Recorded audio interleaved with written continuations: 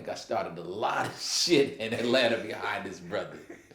Dr. Tiy-E, man, we used to have so much fun on the radio, man. I'm telling you, man. So let me give you a little history. On the radio show, Making the Ladies Happy, I needed some props. And I had a special friend who would come in and do everything that I couldn't do as a man, physically and even verbally and mentally. It was almost like my alter ego, and that brother was Dr. Tiy-E, man. Didn't realize that he was not only my frat brother, but just we had a lot in common, a lot of fun memories, a lot of information that I would get for him. And my apology is to, man, I think I started a whole lot of stuff calling you sexiest man alive, because when you were out doing your thing on your circuit, women would be like, oh, that brother, he's so sexy. So when I brought you on the radio station, it was like, ladies and gentlemen, give it up for the sexiest man alive, the love doctor, the love poet. And I had all these analogies and these things of what you would do and what you were coming to do because you were my guest. Right. And it was almost like, let me put this guy on the stage so the light is not shining on me, because I have a lot of stuff that I want to get out of you, and you were the spokesperson for men. I don't know if you realize that, bro. You were the spokesperson for men. You were my spokesperson almost. So, man, I said, let me apologize, because I think a lot of people took it and twisted it, because the worst thing that I heard was, oh, you call him the love doctor. He ain't no real doctor. He ain't and I got so mad at people. It's like, because Dr. Phil ain't no real doctor. People who are out there, and even now, people who perpetrate to be psychologists or doctors aren't doctors, but we nickname them the doctor, the love doctor. And you gave so much knowledge and power. I exploded with that, and I just took it. And people were like, well, he's giving great information. And I said, well, stop right there, because this is radio. He's giving great information, and that's what I need him for. And you were an amazing part of my show for, I think, 10 years, bro? Yeah. 10 years strong, doing the show at V103, biggest station in Atlanta, great ratings, and to this day, people always say, hey, man, when y'all gonna get back together? When you gonna bring the love doctor back down here? All right. So I was so proud of you when you went back to school, dispelled and debunked all the myths about is he a really a doc, because you got the education to prove it. Right. And then I saw social media beat you up. Before it was social media, right. Social TV, I saw it try to beat you up. And we were in my house. I saw all the retakes. Oh, you talking about Real Housewives? Real Housewives. Yes. I saw all the retakes. Right. I saw, hey, put this in your pocket. Bring this out of your pocket. I saw all the scene setups to almost like break down the character of the person who you were. Right. But you took it like a man. Talk on that. Speak on that, bro. Okay. Well, I want to thank my man Magic, for breaking that down.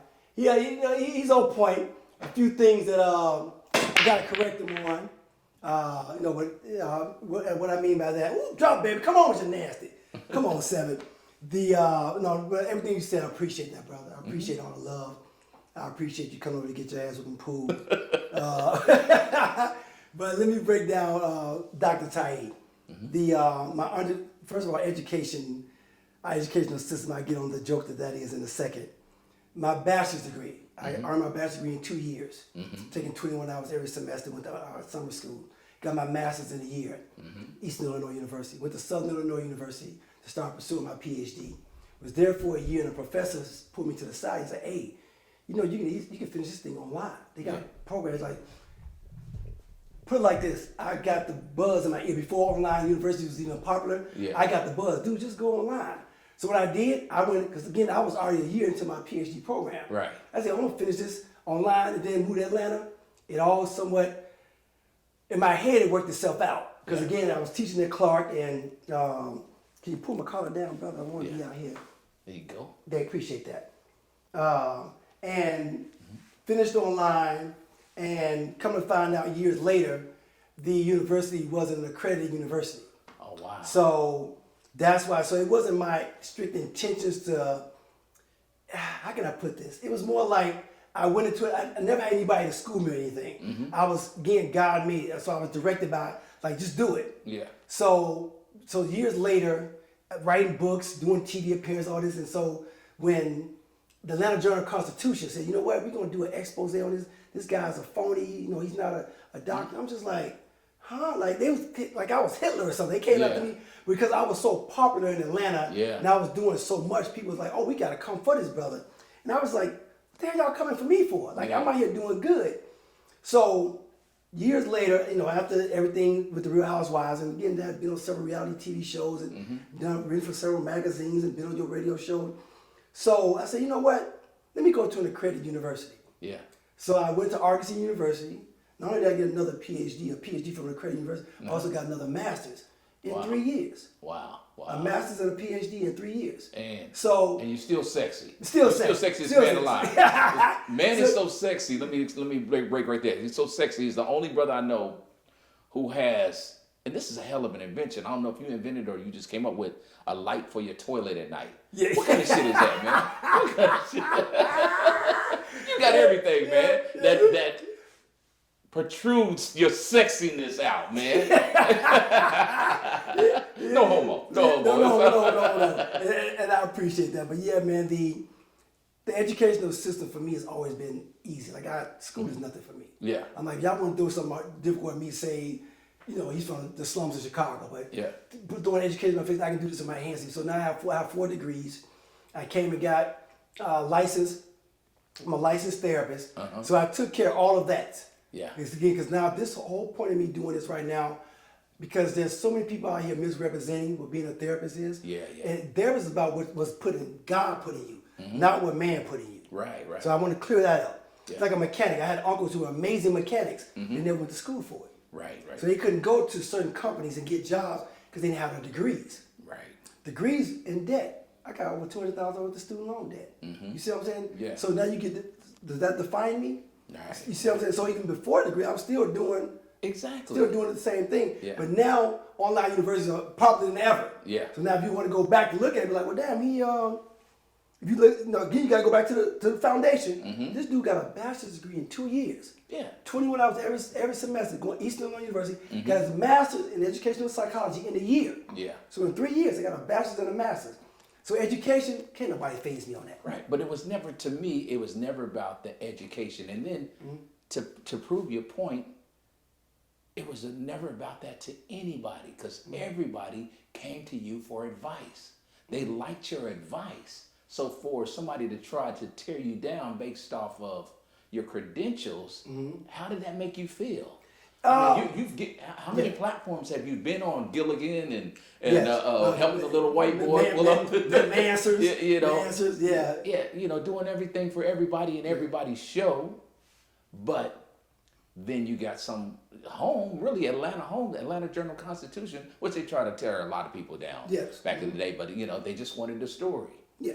And to your question, how it made me feel, it was disheartening, brother. Because again, when you out here being for the people, other people, and not only out here spreading positivity. Yeah. Because anybody who knows, what do I do this negative? What do I do this bad? What have I done this bad? Right. So, but people needed something. Because remember, as a people, let's deal with black folk. We will attend your funeral but run from your wedding. Wow. We have an issue with happiness. We have an issue with accepting the good in you. Instead of saying, man, this brother written all these books, he's helped so many people. It's like, no. Oh, we got something on him? We got someone. This one brother told me, I say his name out, Ira. He lives in the DR now. Yeah. Ira said, "You the only man I've ever met that I wanted to be like." He said, "You were my superhero." Like, he said, I'm like, this dude's so damn cool. And he said, you came in with, when I first met you, you had the long locks. You had the denim suit on with the Tims. I was like, damn. Then you jumped out of a Range Rover. I'm like, damn. So blah, blah, blah. So then he said, but when his Real Housewives things hit, I was kind of proud because I was like, he's human. Yeah. Like something bad happened. So it was interesting the way he put a spin on that. He said, but I had to check myself. Because I was like, why am I planning for this man's demise? One of my good buddies back home in Chicago, mind you, I had been on 15, 20 different TV shows before the Housewives. Right. And he called me one day when the Housewives came out. He said, man, what's that I'm seeing on TV, blah, blah, blah. No, just being critical, right? Right. I said, let me ask you a question. All these TV shows, radio shows you've heard me on, have you ever called me one time saying, congratulations, brother? Wow. Have you ever said, hey man, I'm proud of you. We from the same crib. Wow. Have you ever done that? I said, not one time. And this brother actually started crying on the phone. He's like, man, I'm so sorry. You see what I'm saying? But let's go back to the origin of the Real Housewives. I'm in Korea. After my brother passed, I go to Korea just to pursue another life. Yeah. Right? Because I was messed up in here. My brother passed. I get a call from the producers, like, hey, we want you for the Real. I'm like, what the hell's the Real Housewives? Yeah. I never heard of it. Right. So I called you because I'll be like, you heard? They said, oh, yeah, it's a very popular show in the city, blah, blah, blah, in the States. I was like, oh, okay. But I would have never advised you to do it if I would have known that something so that didn't have credibility to it would try to change a narrative about. But I don't know if you remember this. You were you was shifting me away from you. Was like, man, I was like, I'm watching it and I'm watching how they set people up. You was like, but you was like, bro, I don't know if this is going for you, but because I was like, it's just TV. Right. Where can it Reality go wrong? TV. Right. I'm like, I said, man, but that stuff is scripted and it says it's unscripted, but it's scripted. It's so scripted. They called me and said, because I said, I'm in Korea. It's like, y'all don't pay me to go back and forth. I'll do the show. Yeah. It's like, no, when you come back in the States. So I told them, and they was just like, when you come back, we're going to give you a call. They called me 8 months later. So we're going to send you 3 women on the show that's single, but y'all housewives, which don't make sense. Right. There's 3 women, and you get to choose which one you want. So I'm looking at it, I'm like, I choose Sheree, man. Yeah. She nice, she can get it. Yeah. I never met this one. I didn't even know who the hell she was. Right. So now all of a sudden, I'm meeting Sheree. We kicking it. Only when I'm in town. Remember, I live in L.A. Yeah. I'm using your crib, your condo as my house. Yeah. I'm not even living in Atlanta. Wow. You see what I'm saying? So I'm using your place to entertain for the cameras. Yeah. And I'm like, okay. And so I'm seeing Sheree off. Let me say this: Sheree off screen, amazing woman. She's really good people. I was happy. Yeah. I was like, good. Right. I'm about to hit this. Right. So, but she was cool people, and like she told me, she had been a kept woman all her life. Since she was young, beautiful, had a nice looking thing. She's from Ohio. She had been taken care of by men. You see what I'm saying? It wasn't nothing I can offer her. She married to Whitfield, the football player. And ironically, my ex-wife was his PR rep. Wow. Just show you how the world goes around. Yeah. So I meet her and I'm like, what's happening? Like before long, I'm like, what the hell is happening? And I see, like again, the pretentiousness behind it, and y'all just trying. You guys are literally humiliating black folks. So it got to the point where they was asking me to do stuff. No, didn't. Let's go back to Gilligan's Island. This goes back to my man, Cat Williams. I'm on Gilligan's Island. We taping in Cancun. Yeah. It's 12 people start off on the show, maybe 12, 14. I'm one of the last people on the show. They come to me and say, listen, we really want to spice this thing up. You and the Gilligan, can y'all put on the dress? Wow. Can y'all put in the dress for us? Wow. I'm like, y'all lost y'all damn mind. Wow. They said, come on, man, people back in New York, because they was, even though it was filmed in Cancun, the people in New York, that's where it was being produced at. Yeah. They were sending whatever back to them. They was like, come on, doctor, Tiy-E, let's play the game. Yeah. I said, I'm a man first. I'm a father, then I'm a man again. Yeah. I ain't putting on no damn dress. Wow. So it wasn't. So again, just to see how they go to what extent to humiliate a black man. Yeah. Because you see the power in me. Yeah. But when you put me in a dress, that takes away all my power. Yeah. So now we go back to the housewives. They was trying to get me to do stuff. Like they want me to fight one of the cast members. Yeah. You know what I'm saying? Like, dudes, like, you ain't doing something about some push-ups. Like, I ain't doing that. Right. And even with Sheree and I, at the last scene, we sitting at the table eating lunch. And I was like, we were like, it was nice meeting you, and glad things didn't work out. Yeah. And we walked away. And the producers came, no. Can't be that easy. Wow. No. You gotta, we need something. Hey, remember, Sheree looks, remember you said she's masculine looking? Say she's like a man. Like, they started feeding stuff into it, and I was done with the show, so I kind of fell into it. But I'm thinking it's out of humor, not more so than they really got me insulting this sister. You see what I'm saying? And then Sheree told me, out of her mouth, she said, I get paid to be the bitch. Right, on the show. I get paid to be the bitch on the show. This is what my contract states. Yeah. So, but you got young sisters looking at you like this is who you are. So when she would get criticized in public, she would take offense to it. Like, how could you say, this is who you're portraying on TV, sister? Yeah. You see what I'm saying? Wow. So again, no disrespect to Sister Sheree. I think she's an amazing person. But understand you have a responsibility for the younger generations. Yeah. And the foolishness y'all portraying on the Real Housewives is foolishness. I still got people, I think that was 2000, 9? Yeah. So 9, 15, what's that? 9, so there's 23. Yeah. That was 2009, 11, almost 15 years ago. Yeah. And I wanted, that's why I wanted to clear it up. Oh, Because I know. let me say this before you jump in. I still got people inboxing me on Instagram, calling me a phony doctor. 15 years. 15 years over this many clients over this many marriages saved. And I know that's not a big to-do list for you. How many marriages have I saved? I know you don't keep track of things like that, but that's what you do. Yes. You know, you've helped me with my marriage. I've been married going on 14 years, and I used to say something, you know, I have to say it, faithful. Never knew me to be faithful. In our walk, we had so much fun, me perpetrating, having fun with women, to the point where I never thought I'd be faithful with a family. And that's what I stand on. I stand on that. And I remember one time you said, stop, don't say it. You don't have to say it. It's in your heart. Believe it, keep walking in it. And that was some of the best advice that I've ever had. But even so, when I came to you with every man's problem about sex in my marriage, man, sex in my marriage, the first thing you said, hey man, would you go to bed with you? Are you coming to the bedroom looking your best, doing your best, being your best? Can you expect for your wife? And I think we broke it down one time. And this is for the ladies. This is for men out there who are married. In your wife's life, if there's 4 weeks in a month, one of those weeks are cycle. Okay. One of those weeks she's cleaning up from the cycle. If you ain't just nasty. Right. You know, one of those weeks y'all done argued, so you leading up to a week where y'all have argued, and now you're trying to have sex in that week. And that's for the men out there who complain about having sex once a month. Now, if there's men out there who complain about having sex once a week, y'all doing pretty goddamn good.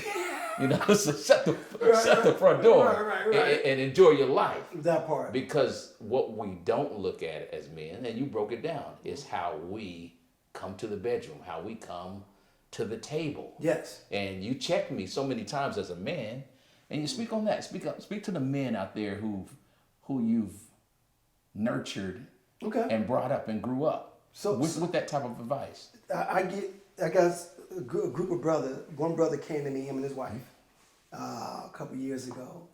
And so one day his wife spoke to me. She says, you know, and her husband, very affluent dude.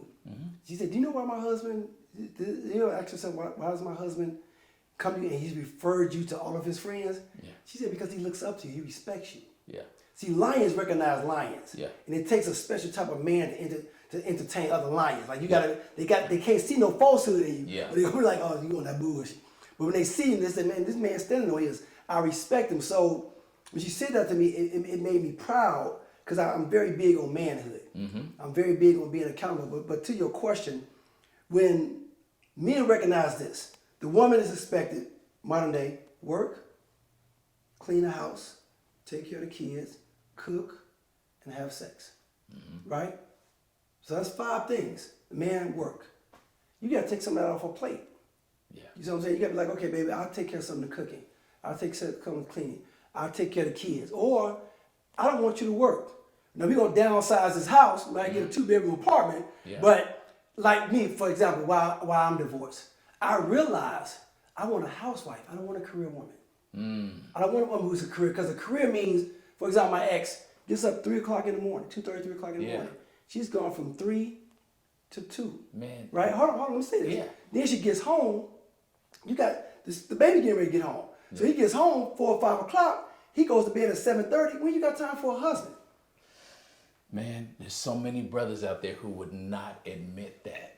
Brother. Who wouldn't come correct. And that explains why you and your ex-wife are still the best of friends. Yes. Because she had, even though I thought it might break her heart to see you guys apart, and it still kind of breaks my heart to see you guys apart, but in my heart, brother to brother, yes, I see y'all back together too. Yeah.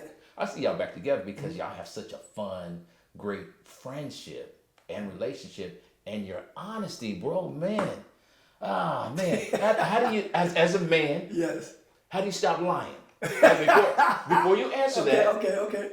I saw on social media a woman said, no, lie to me. She said, give me that same lie that you do every day when you go to work and you smile at work and you hate your job and you come home disgruntled and mad at me. Give me that same lie.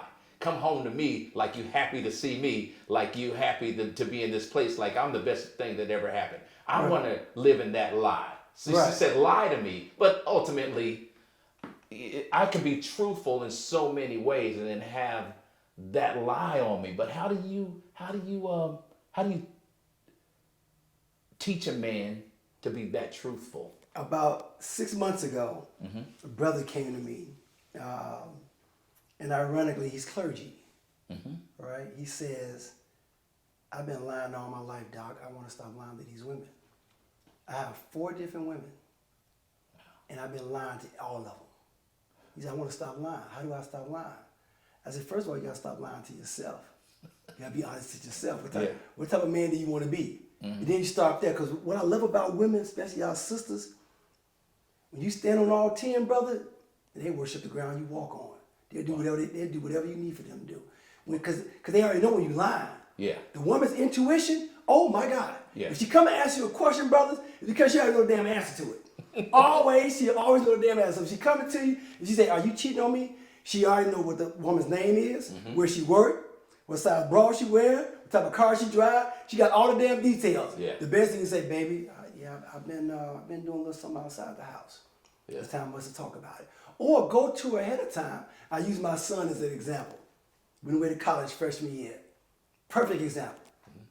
He called me and said, Daddy, all this stuff you talk about being honest to women is overrated. You got a dog to die. You got to lie to him. I said, where in the hell you get this misinformation from? Yeah. He said, I'm down here on campus now. I'm seeing all that stuff you talking. Dad, I love you, but it don't make a lot of sense. So he called me a little bit later, a couple weeks later. He said, man, my girlfriend, the girl I'm dating on campus, she was coming around the corner. One of my guys hit me up on my cell phone. I took off running because I was sitting there talking to another girl. I said, why did you take off running? Because I didn't want to get caught up. I said, okay. I said, just tell her you're dating other women. You want to see other women. No, Dad, I can't do that. I said, trust me, son, just do it. A couple hours later, he calls me, damn near crying on the phone. Not only did she have another man on campus, but she had a woman back home. Wow. So now, she said, I don't care about you talking to other women. I expect you to have other women because I got a woman and I got a man. Yeah. But if you're honest with it, I've had couples come to me and the woman says, I'm bisexual, but I'm afraid to tell my old husband. Wow. Tell him. And if it was me, I'm like, baby, can I join? Can I watch? See, but honestly, so this particular woman, her and her husband started going to strip clubs. Well, he was going to strip clubs anyway. Mm-hmm. So she would go to strip clubs with him, pick out a woman, bring the woman home, and enjoy the environment. Yeah. But that's grown up shit. People not ready for grown. People rather lie than be grown. If I know I'm not in a position to give my wife what she needs, as far as sexually, baby, go find somebody to handle that for you. I interviewed a guy for you. I'll find somebody. You know what I'm saying? Again, be grown up about it because if I can't do it for you, give it to you. Like, for example, my ex and I call our dynamics open, right? Because spiritually, we're still connected, right? Mm-hmm. But we're connected in a way because we respect each other and we want what's best for our child. Mm-hmm. She told me, she said, if you move, because I told her eventually I want to move to San Diego. She said, if you move to San Diego, I would let you take our son with you. She said, because I know he needs to be with his father. I would never deprive you of that. You see what I'm saying? Because she understood the connection. Yeah. So like what you say about you see us getting together in the future, if that were to happen, she would have to become more of a wife, the wife that I need. Mm-hmm. You too devoted to your job. That's not for me. I want a woman who's devoted to me. Remember talk about the 5 P's, right? Mm-hmm. One of them is priority. Prioritization. I got to be your priority. Mm-hmm. I want to be your number one priority. Give a damn about them kids. Give a damn about your career. Put me first. Now we can put the kids second, career third. But you got to put me first. I gotta feel that. Yeah, man. Let me tell you about one of your funniest truths. Okay. When I first met you, man, we had a mutual friend this was his first week. I think his first week or first month of sobriety. Okay. And we decided, hey, man, we're gonna go support this brother, man. He's about to go here and speak life into this audience. Okay. Tell men who are on drugs, on alcoholics, all the above. Uh-huh. He's going to try to speak into them what his life of 1 month was like being sober. Yes. Mm-hmm. And it's like, man, we got to say something for him on his behalf, right? Mm-hmm. And I'm looking around, everybody's looking around. Ain't nobody going to say nothing on his behalf. I'm like, he got 1 month in, some people thinking he's going to fail. Some people thinking he's going to succeed. And, I was like, man, I like this brother. He's cool, man. Let's get up and say something. You stood up and you said, hey, to all of you out there judging my man Cliff. He wouldn't mind me saying that. Yes. For all of y'all out there judging my man Cliff, I too have an addiction. And everybody's like, wow, the good Dr. Sexy got an addiction? He said, yes, I'm a pussaholic.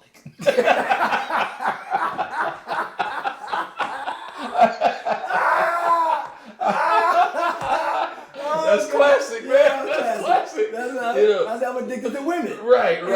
And I always say there's two types of men. Yeah. There's men who love women and men who love pussy. Uh-huh. I love women. Yeah. You say, if I'm not into you here, I can't get into you. Right. Period.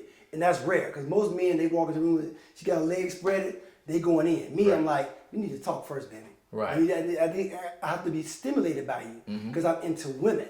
You see what I'm saying? So I wanted Cliff like, hey man, I love pussy, hey, all day. Yeah. And that's why I get upset with this whole people scared to talk about being heterosexual. Yeah. I'm a heterosexual male. I love women. Yeah. If you gay, do you. Got nothing to do with me. Yeah. Why can't I be proud to announce that? Be proud to announce that you gay. I have no problem with that. Yeah. But nowadays, men are like, I might be labeled as being metrosexual. Ain't no damn metrosexual. I'm a damn man. Yeah. But now men are being labeled for being, I'm a man. Yeah. Period. And that's funny. I heard this conversation on the radio. Okay. Very popular host. Matter of fact, Big Tigger. He said he was mad. He said, women don't give a brother out here in Atlanta the ability to say that I'm homosexual. Because if he says that, women are going to dog him out and be like, oh, you just gay. But on a woman can say to a man, I'm homosexual, and a man will receive it. What's the hang up, the in between, where why are women so abrasive to men like that? Because women are fed up. They're like, where are the men? Where's my man? Yeah. I guarantee the average woman here saying that, she's like, where's my man? Yeah. I don't got a man. Is every man a suspect? No. Yeah. It's like saying every man's a drug dealer or every man's a lawyer, a doctor. No. Right. There's a group of brothers who are homosexual, group of brothers who are heterosexual, group of brothers who are bisexual. The heterosexual men far outnumber the homosexual men. Right. Period. Yeah. But the way society has it, watching the show the other day, Dirty Money. Familiar with it? Talking about the GameStop, the stocks and stuff, right? Yeah. So I'm watching the show. I'm like, I'm excited about the show. A few minutes into the show, they got a black man who's a nurse and a black girl who's in college. The black man is gay. The black woman who's in college, she's gay and she has a white girl. The roommate is her lover. There's no heterosexuals in blacks, but everybody, the whites, the Latinos, everybody else got families. Yeah. But the blacks, especially the black man, is another. We talked about controlling that narrative in the media. Exactly. There's another show. I forget the name of it, Inferno or something. It's on Netflix. You got this group of assassins or whatever working for the government, and it's about 7 to 8 of them. There's only one black guy. He bigger than me, about 6'5", weigh about 275. Yeah. Big old guy. He's shooting people. He wrestling people down. So he did a party in Vegas, and he tell the white guy who's the stud, he getting all the ladies, he holding it down. They look at him, and he tells the white guy, that's something I want to talk to you about. This person. He said, man, I ain't got time to. He said, we partying right now. He said, no, come on, man, I need to talk. Yeah. He said, no, man, I'm enjoying myself. Next thing you know, the white guy goes to use the bathroom and sees the black guy in the shower. Yeah. He's like, oh, okay. You got a lady up in there. And the guy looks around the corner on his knees. He's all mine. He's all mine. The only black man on the show, is gay. He's gay. And Wow. so the narrative that Hollywood is painting right now, you got sisters to your point, second guessing every man they meet. Yeah. Are you like, average woman walking to my like, I'm a very meticulous person. Yeah. I'm kind of like, damn, you well kept as a man. No, I'm a man like, I hate when people call me I'm a good father. Yeah. No, I'm a father. Yeah. You're an amazing father. You being a father. Thank you, man. There's no descriptor needs to go. You being a father. Yeah. Period. But because we've seen the other way. Yeah. We've seen the opposite of that. We've seen it a lot. Right. We've seen what it does and what happens and how it breaks down a family. But in popular culture, when I go south to Alabama and Arkansas and I see these men out here working, taking care of their families every day, we don't talk about them. Man, I try to dap up every time I see a brother in the mall, walking in the park with his kids. I'm like this. I'm coming at you like this.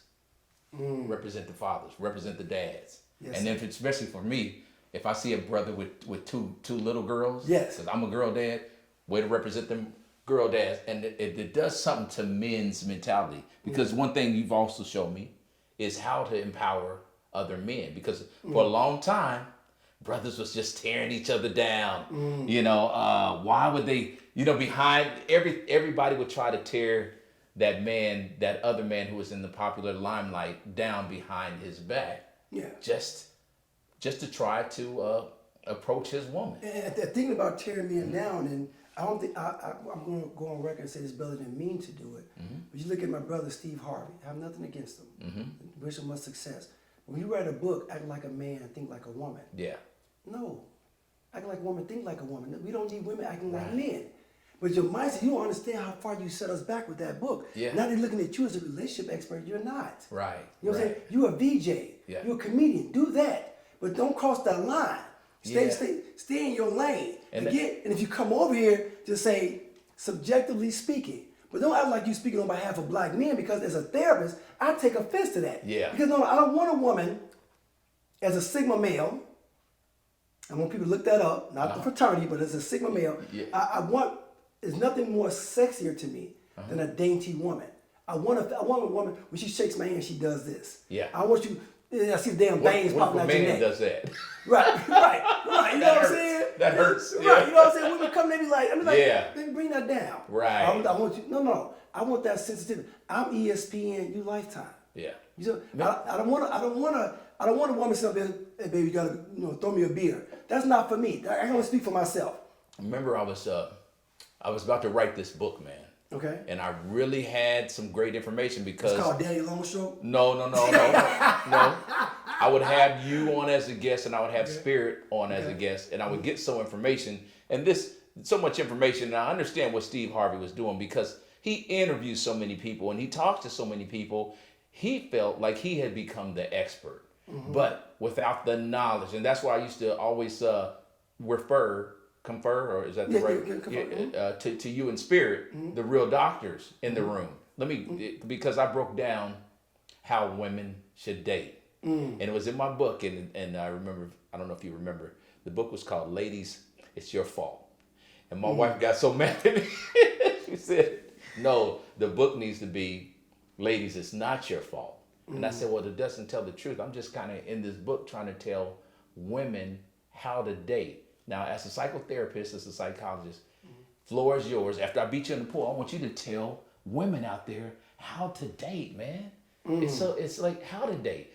Let me give you my premise. Okay, go ahead. My premise was, we talk about men and what men like. If men like the 5 P's that you mentioned, men would find a woman that represent every P instead of finding one woman to be all those P's.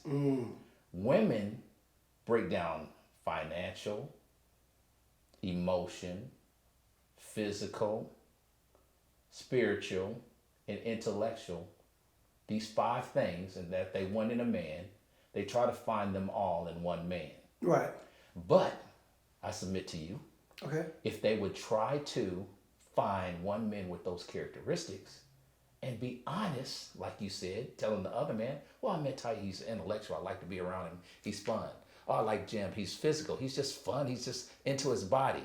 I like Chuck, he likes to take me to fun places, he's fun, it's recreational. Now, if you tell the three men that you're dating, dating, we ain't talking about screwing. I got you. If you tell these men this, men as hunters will be like, oh, so that nigga's smart? Shoot, I'm smart too. Let me try to show you some intellect here. Right. Oh, he makes money. Oh, that's what you like about him? I'm going to try to make money. Because that's the hunter's mentality. And when I try to throw that out there, women like that. Okay. I said, women, guess what? Men have a starting 5. We always brag about it. This is my 5. This is the 5 girls I date. If you're dating around or whatever, here's the 5 girls. They have no significance. They might have the 5 P's, maybe. But if women date respectfully, looking after what they want, and making those men give them what they want, Right. then they culminate in having one man fighting so hard that he becomes all those men with all those personality traits. Okay. And you know what that equals, women? That equals your MVP. And what does the MVP get you every year? He gets you the ring. You like that? Okay, I love it. Can I put it in the book? Go ahead, go ahead. You do the book then, man. You do the book. No. I will let you have all that. I will let you have it. Because I first of all, if you wrote Is that wrong, or is there some truth to it? Or it's definitely a lot of truth to it, and I don't like I have the 5 P's for the men, right? Okay. What we desire, right? And that's priority. I'm gonna forget them again. Prioritization, peace, purpose, pussy, and there's one more P. How could you forget the pussy and say it just so like that? You said it like a pussy. Come on, man. Say it again for the men out there. Pussy. And the people gonna come to me and say, but what women need is love, right? Yeah. So let me break down love. Need a man as a leader, obedient to God, a man who's vulnerable, and a man who's an empath. Okay. And now- then, hold on, then the D comes at the end. The D is the dick. Okay. So teach him how to date now. I'm about to tell you. Okay. First thing, you gotta get that man to communicate with you. Okay. Stop asking him to take your hungry ass out to eat. when you meet a man the first date, can we go to Piedmont Park and walk around? Can we just go for a walk? Because once you get a man to communicate, men hide behind trips, movies, dinners. And I ain't got to communicate to you. I'm about to hook you up with this dinner. Yeah. Ain't no damn talking going on. Yeah. How was your day? It was good. Right. Where's my, yeah. Okay, let's go home and have sex and go to sleep. Right. But you make that man, you say, let's go out on a date. Let's go out to the park, grab some smoothies, or let's go to Kennesaw Mountain. Or what's the other mountain here in Georgia? It's Stone Mountain. Stone Mountain. Let's go. Yeah. Let's go walk up the mountain. Let's go hold hands and walk up the mountain. Let's just talk. Let me get to know you. Yeah. Let me get to feel you. Because once you because something about being in nature. Yeah. That brings out the best of everybody. You said, so That's, now you put. that's my first date with my wife. You put that man out in nature. He's gonna open himself up to you. Now you got a man that you learn his communication style, his tactics. So and you're taking your time. Yeah. Because now at the end of that first date, but what you do, ladies, like, well, he took me to this really nice restaurant. Now you feel obligated to give him something in return. Yeah. Because guess what? To the men out there who get mad that women want to go somewhere special, it's because, I mean, you need to show her who you are too. There's something that's deep inside of me that says, hey, you know what? I want to show up, and I do want to take. If this is my first date, when I met my wife, I want to take you somewhere special. You're special. If he doesn't want to take you special, it's somewhere special, then there's something wrong with that too. Right. So define special. Yes. Within that man, like you said, and then get to know that man. Let's, Yeah, but if we start off with the special, then we starting at the iPhone 15. Okay. Start at the iPhone 1. Okay. Start at the 1, work our way up to the 15. Because once I show you 15, where do I go from there? You see what I'm saying? But men who feel like this way, now we gotta get back to now we gotta get to social media. Yeah. When I'm defining myself by my pocket, how much money I got, what I can do for you, that's not getting to know the lady. Man. You see what I'm saying? But social media allows us this right here. Yeah. I can happen. That's why the nerds of the world are now the leaders. Because now they forced us into their world. Yeah. So you even gotta talk to a woman now, just talk to a man. You right here with it. Now I'm getting to know you here, then I see you, it's like, well, I know you on paper, but I don't know you in person. I don't know your spirit of who you are. My man Joel Osteen tells a joke. He said, man, couple was married for 14 years. Husband wanted to do something really special for his wife, so he takes her to Alaska. Then they fly over to Japan. They have an amazing trip, and 15 years is coming up. And they ask him, so you guys had an amazing 14 years, remember the trip, the pictures and everything, so what are you gonna do on year 15? He says, well, I'm gonna go get her. That's a man joke. I'm sorry, that's a man joke. Let me go back. You mentioned Sister Spirit earlier, and I want to say this to therapists in general. Not this is not just a spirit. When you look at the grandfather of this, which is me, I've been doing this longer than anybody. First, the person who came out with books, television, radio, blah blah blah, and you have a platform. Michael Baisden would say it's him, No. but I know you came with Michael. But Michael wasn't doing TV though. Right, at the time. that's he true. Was, He was doing radio and he was doing books. But he later went to TV. I was doing TV before Michael. And Michael Baisden, shouts out to him because he's the one who introduced me into the game. But when you don't show homage, so if you have a platform and you speaking about marriage, be it man or woman, and there's no woman to testify for you as man, like you see my ex and I talking on videos. You see where I'm coming from. You see my foundation.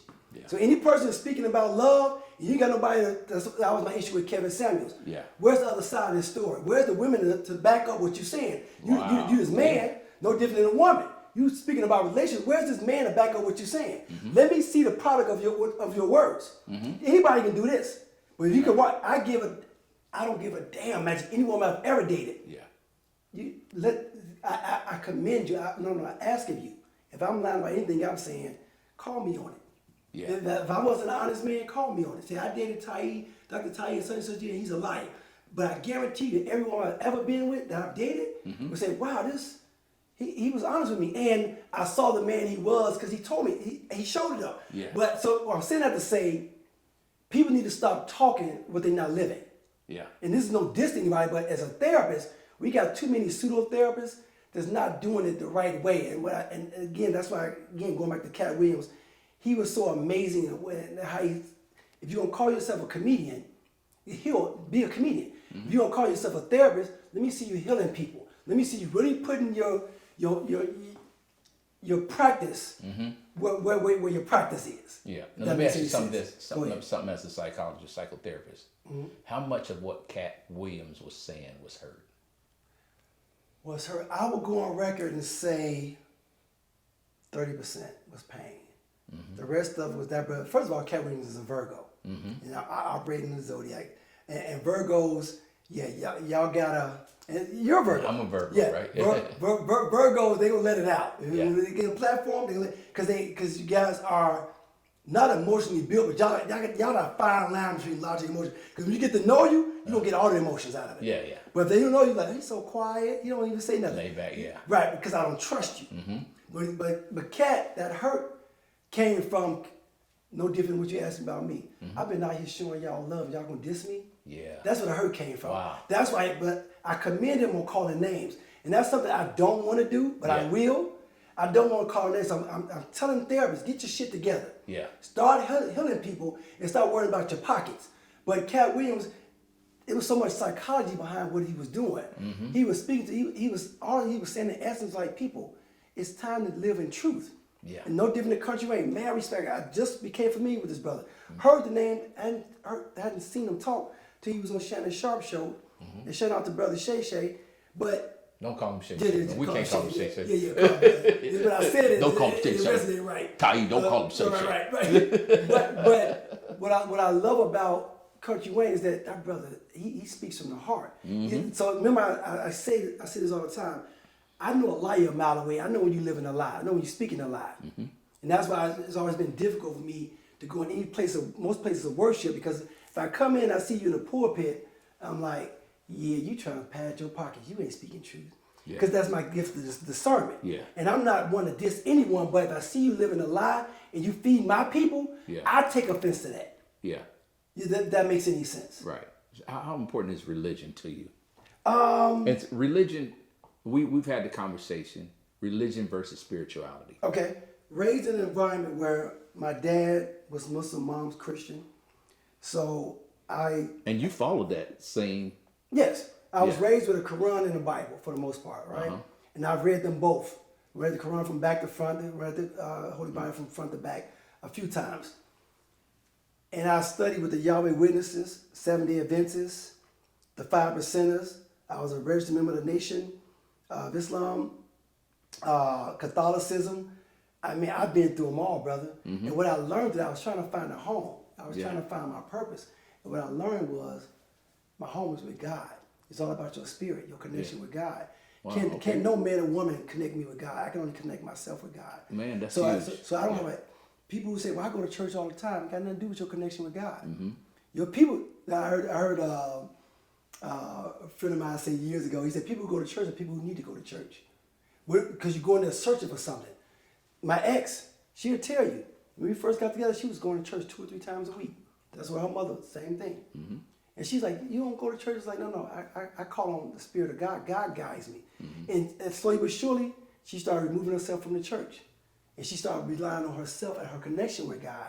And she was like, wow, you giving 10, 15% of your money to the church. You don't see where that money goes. Go out to the community and give that money out. That's what I do. I help people. Yeah. If I'm in line at Publix and there's an elder woman in front of me, you know how many times like, I got this. And this one older lady go off on me. No, I'm not accepting your money. I say, ma'am, God's put it on my spirit to bless you. I'm going to leave this money on the counter. I'm going to pay for it anyway. So it's your choice. And we had a back and forth. She's like, well, since you put God in it, young man, I don't want no problems. You know, but I believe in the love of Jesus to the laws of Moses, but we need them both. And that's why in the church, you got to see man and woman, brother. Because woman represents love, man represents law. And that's why you got this softness in the church now, because the church has taken the law of Moses out.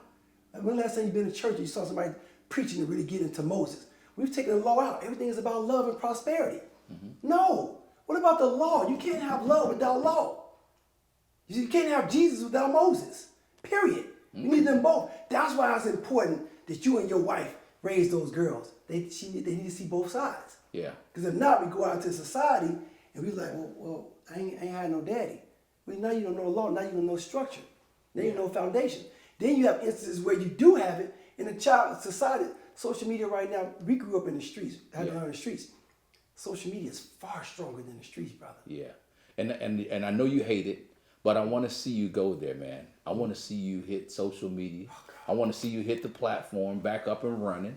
I want to see you back on the tube, back in the schools. They need you, bro.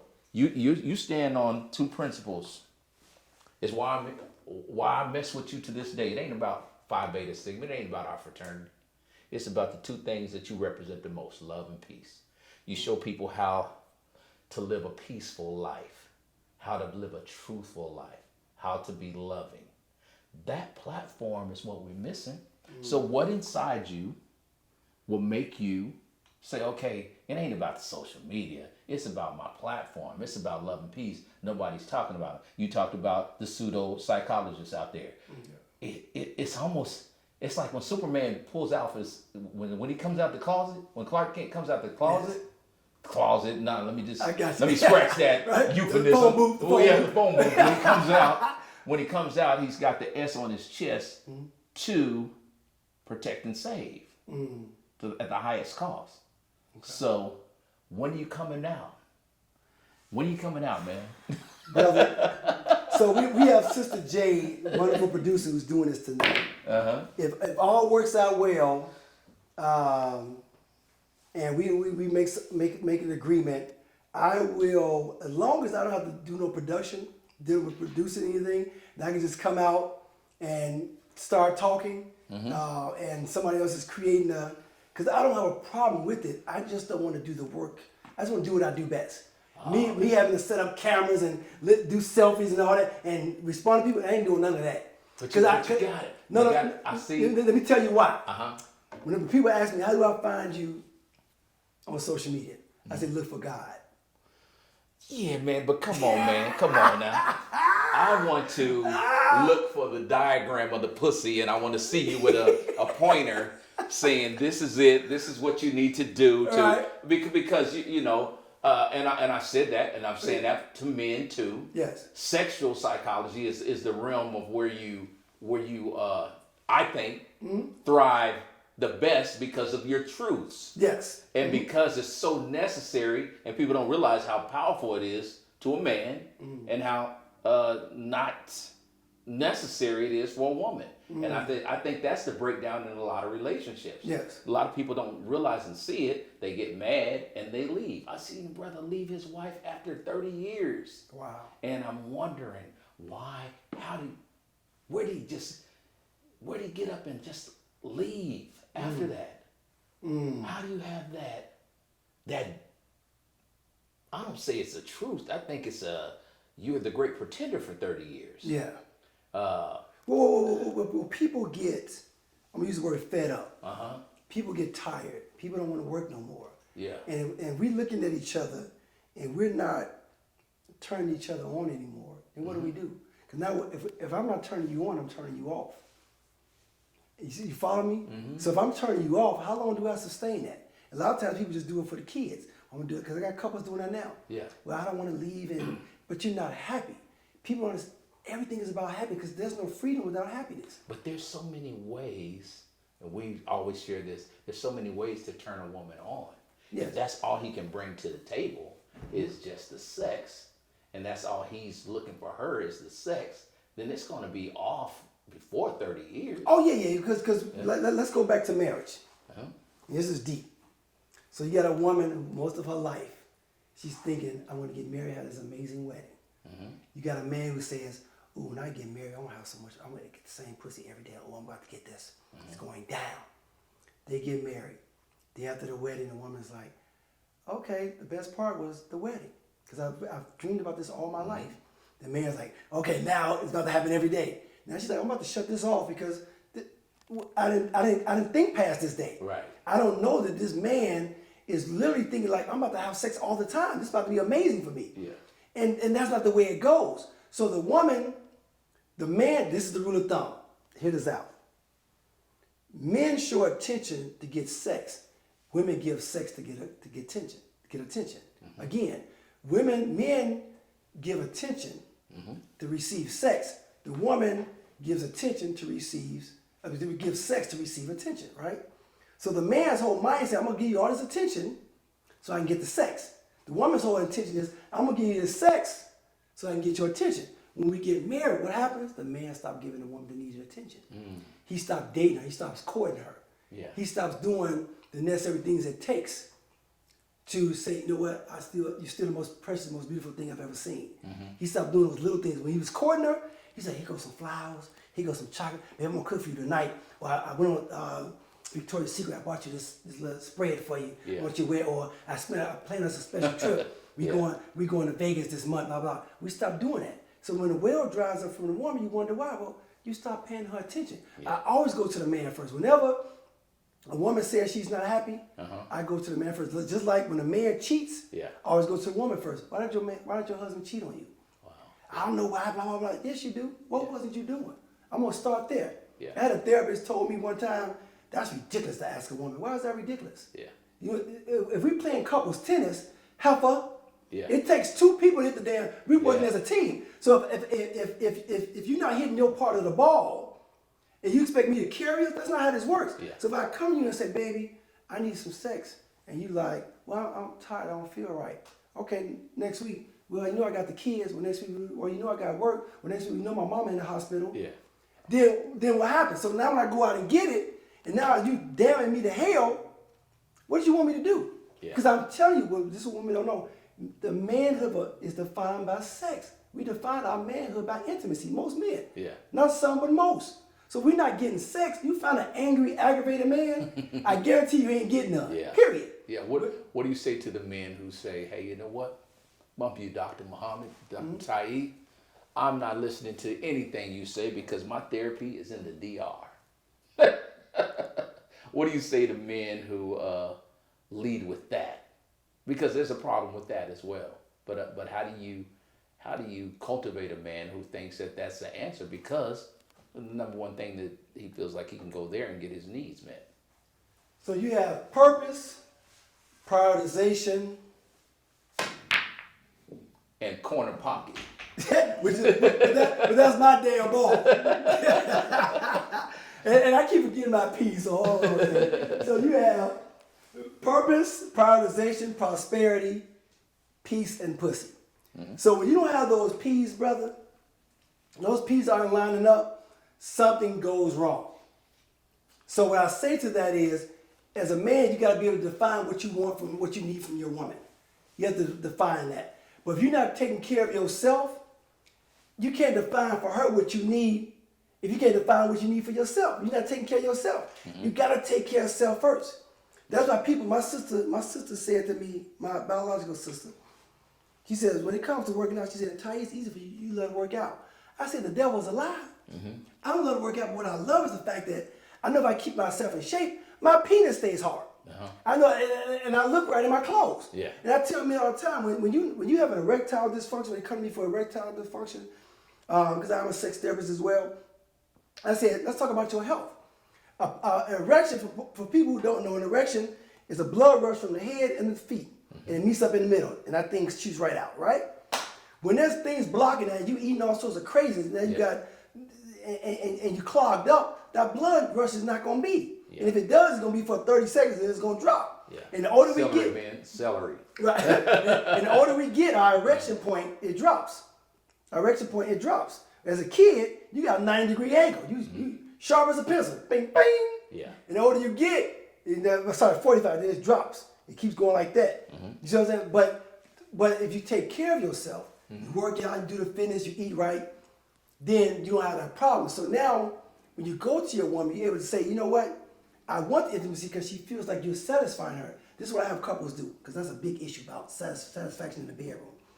Say you're going to have sex twice a week, which is a stretch for people married a while. Yeah, just say once a week. Once a week. Well, I got to say twice a week because it's going to make sense to you. Twice a week on Tuesday and Thursday. On Tuesday is your day. So we get it. Ooh, I like that. You get it just the way you want it. Yeah. Thursday is her day. You get it just the way you want it. Because what we don't do, we start realizing what it takes to please each other. Yeah. So I'm gonna tell you, baby, when you come to bed tonight, this is how I want. I want the disco music playing. I want the lights off, and we gonna listen to some Teddy P. Yeah. She says we gonna run around butt naked on my day with no lights, with all the lights on, and I'm gonna put a dog chain around my neck or your neck, and we gonna blah blah blah. Then I want you to, when you come here, I want you to get on your knees, crawl to me. Then I want you to perform cunnilingus on me. People know what that is. That's eating the pussy. Okay. I want you to perform cunnilingus on me, and then eat my ass. That's analingus. Okay. Right. That's what she wants. That's what turns on. That's what gets her going. Okay. For you like, just give me some head. Yeah. Give me some head, and then I want you to ride me. But again, now we're defining what we need in the bedroom. Yeah. Now we're not making this all about sex, but sex is 1/3 of the game. Yeah. You cannot have a successful relationship without an adequate sex life, people. Come on back, man. He's coming back, y'all. Mr. Peace and Love, Mr. Sexy, Dr. Tiy-E Muhammad. Hey, man, thank you for appearing on my show for free all those years. Number one, thank you for our spread in the Ebony magazine. Oh yeah, you know, most eligible bachelors. Yes. You know, that's when I started writing down what I needed from a woman, what I wanted. That's when my truth started coming out. Is when I really started getting that. And you know, you had a profile on there. You did Jet, Ebony, and everything. I owe a lot of that. You know, the fun things in my career. I owe it a lot to you, and I want to say thank you, bro. Thank you, man. So that's why I want to see you back out there. Nobody does it like you. Nobody's ever done it like you. Love Baisden, love Steve Harvey, love the therapists out there. You know, Dr. Ruth, Dr. Phil. But nobody's kept it real. Even my pastors, I love them to death. My pastor, shout out to Pastor Joe Gregory, keeps it real. His wife keeps it real. But I told you there was something that, man, I wish you could get in front of more people and speak your truths to people, and because I've seen it help so many people. And, you know, I'm talking about the hundreds of calls that I used to get to want to hang out with us. You know, and I gotta say this about this brother, infamously known as Magic Man. And when I came to Atlanta, and he invited me on his show, and his brother just again he did the Ladies' Choice Luncheon, and he had from Eric Benet to Jill Scott coming performing and just doing things, and his brother always had this thing that he wanted to please the people. He always went out of his way. And I'm going to say this. every network he's ever worked for didn't appreciate who he is. And they don't understand the genius in this man. And I've always told him, dude, you're so much bigger than the networks you work for. Get out and expand yourself because he's that guy. And again, when you recognize great men and what their capabilities are, and that's where I come in. I've always told that brother, like, dude, you a great brother. You gotta spread your wings because I know when he sees me, he's like, this dude is just flying. Just because that's what I represent. I represent that freedom. But it's no different than who he is. And I just want to say thank you for allowing me to have that platform. Like you said, we'd be at the lunch, like, hey, Dr. Tiy-E, it's your show, dude, because I got to take care of this over here. He trusted me. And I've never let that brother down and always had his back. He's had my back. And I just want to let you know I appreciate you, brother. I appreciate you coming, to spend this God time with me because this is God's time. Yeah. Like you said, and I want to honor what you're saying about getting back out there. And this is step one. Mm-hmm. But the platform has to be right because I know what my calling is. Yeah. But everybody, when you call me, mm-hmm. people watching this, when you call me, you want me on your show, understand, A, I'm charging you. B, I'm coming with the truth. Mm-hmm. There's very few people I'm not going to charge. Yeah. That means you've shown me that you care enough about our community. Yeah. If you out there making money off of me, that's not what this is because I don't need your platform. Understand? I don't need you because God got me. So if I need your platform, be prepared to discuss truth because there's no one more qualified to speak about relationships and sex in a black family than Dr. Tiy-E. I promise you that. Well, represent, man. Honor God. I honor God in my marriage, and I know it works. And I always tell you, when we talk about spirituality and we talk about religion, you ask me why. Hey, well, why does this work for you? And I said because I tried it, and it works, and it works for me, and that's where I meet you at. With everything that you're doing, if you're doing it to honor God, I can't contest that. Keep honoring God. Keep sending that message out there. Keep, as you raise your son, just know that there's so many other young men out there who need that help.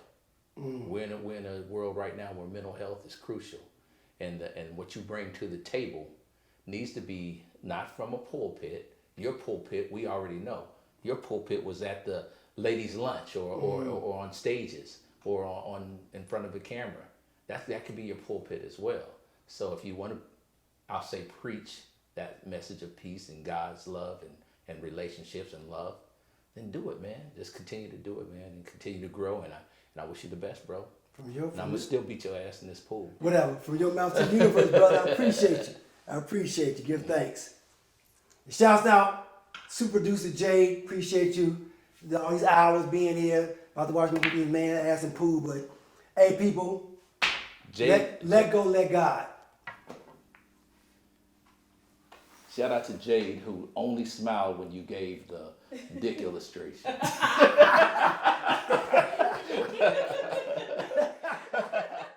outtake.